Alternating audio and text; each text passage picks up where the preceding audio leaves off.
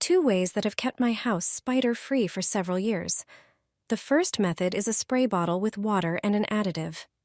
Pour water into the bottle and add a few drops of peppermint oil. Mix well and spray around windows, doors, and corners. Then gently rub the mixture into the frames. The minty scent effectively repels spiders and makes the house smell fresh and clean. The second method is washing the floor with added oil. Pour water into the bucket, add a few drops of orange oil, and wash the floor as usual. The orange aroma spreads throughout the entire house.